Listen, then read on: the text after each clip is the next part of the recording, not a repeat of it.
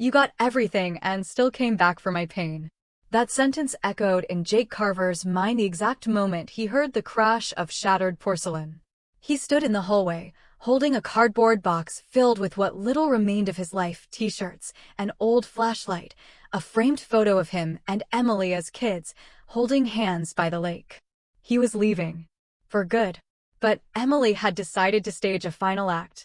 "I'm sorry," she said, not looking at the floor. "My hands were slippery." At her feet, scattered across the kitchen tile, were the shards of the floral-rimmed teacup, the one their mother used every Sunday evening to sip honeyed tea while reading them bedtime stories. Jake knew Emily hadn't dropped it by accident. She'd held it like a relic, then let it fall, slowly, deliberately, like a performer taking a final bow.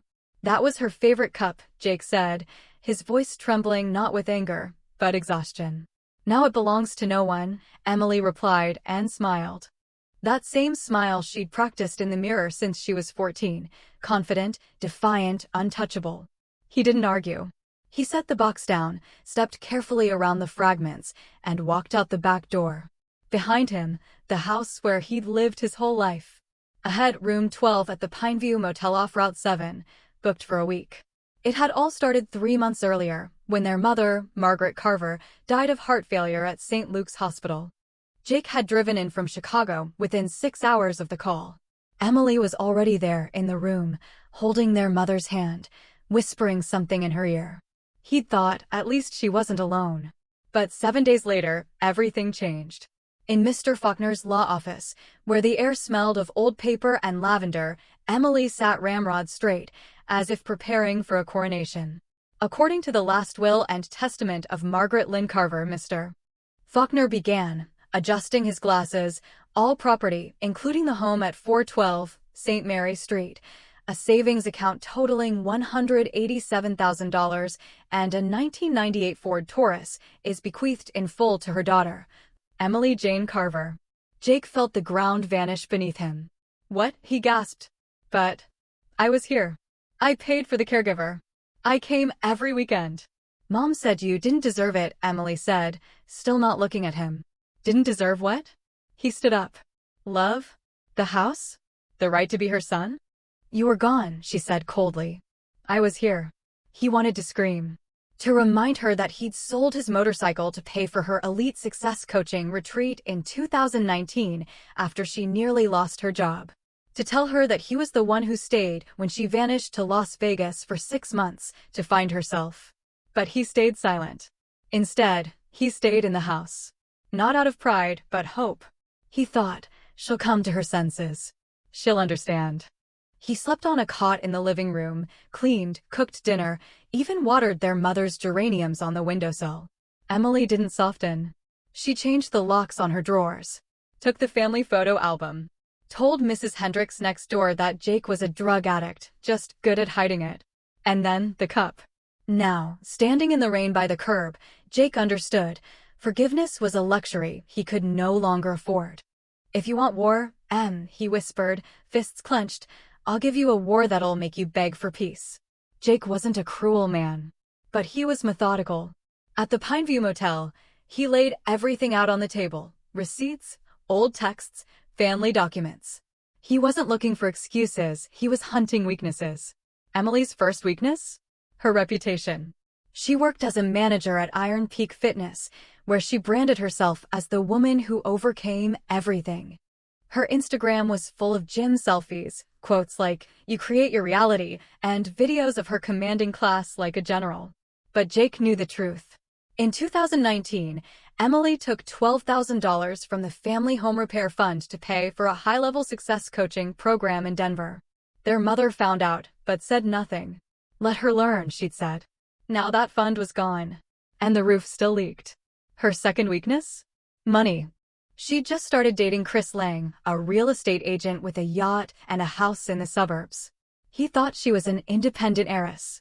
In reality, her car was financed until 2028, and her bank balance read $273. Her third and most dangerous weakness? She believed the house was hers forever. But Jake remembered a conversation with his mother 3 months before she died. They'd been drinking tea in the garden. Sometimes I think I made a mistake, Margaret had said. Maybe you should have gotten more. You're so steady, Jake. Don't say that, Mom, he'd replied. Emily's your daughter. She deserves chances. I've been thinking about rewriting the will, she'd whispered. Split it evenly. He hadn't thought much of it then.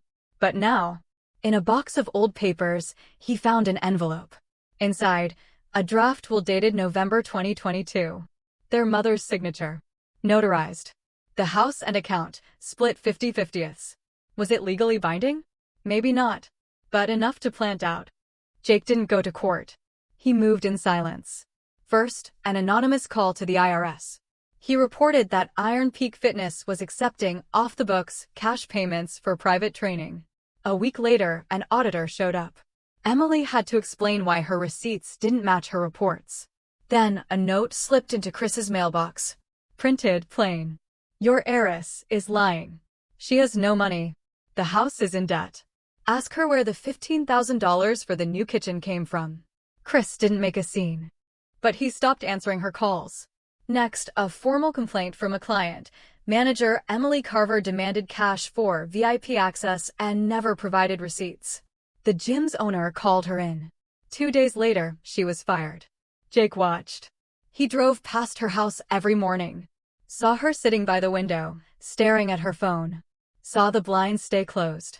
Saw her car idle in the driveway out of gas. He didn't gloat. But he didn't stop. This isn't revenge, he told himself. It's a mirror. Let her see who she's become. May turned to June. The heat rose not just outside, but inside Emily. Her Instagram was suspended after complaints of false advertising. Chris officially ended things. Neighbors avoided her eyes. Then the storm hit. Not metaphorically.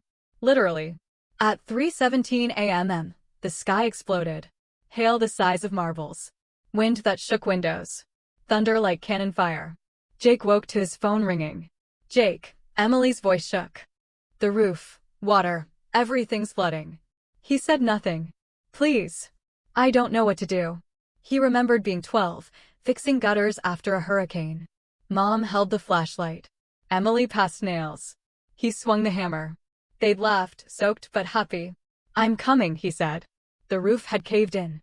Water poured into the living room, soaking the sofa, the rug, even the old piano where their mother used to play Moon River. I can't afford repairs, Emily whispered, standing in wet jeans, a towel over her hair. Insurance denied the claim. Said it was neglect. Jake didn't answer. He found a tarp in the garage, dragged out the ladder. Hold this edge, he ordered. They worked for 2 hours. No words. Just rain, creaking wood, heavy breaths. When the tarp was secured, Jake climbed down and looked at his sister. Why did you do this? She asked. After everything, why help? Because revenge isn't destruction, he said. Revenge is making someone see how they're destroying themselves. She cried. For the first time in years, really cried. I was scared, she whispered. Scared that without all this, I was nobody. You were always somebody, Jake said. You just forgot. He left. But this time, not forever.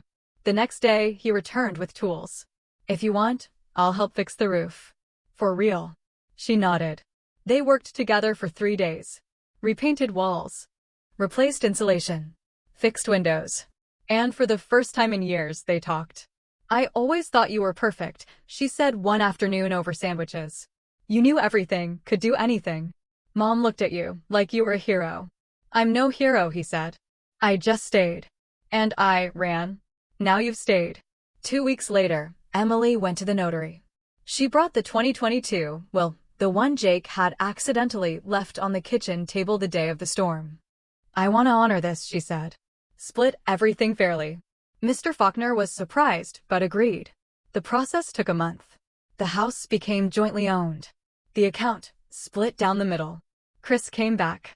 Not as a fiancé, but as a friend. I don't believe in perfect people, he told Emily over coffee. But I believe in people trying to be better. And Jake?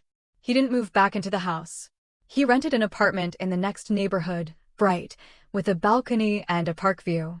But every Sunday, he visited Emily. They baked cupcakes. In a new cup. Plain white. No gold trim. Why no pattern? He asked one day. Because the past is memory, she said. And the future is a blank page. They didn't rehash revenge. Didn't apologize endlessly. They just lived. One day, Emily found an old box of their mother's letters. In one, she'd written, "Jake is my rock. Emily is my fire." One holds the ground. The other lifts to the sky. But without each other, neither matters. She showed it to her brother. "We're not enemies," she said. "We're balance." "And we always were," he replied. 6 months passed. Emily opened a small support center for women who'd lost parents. Jake helped with the renovations. They weren't best friends. But they were family, real, scarred, alive. Because real revenge isn't about burning bridges. Real revenge is building a new bridge over the same river and reaching your hand to the one who once pushed you in. And if they take it, you both walk dry.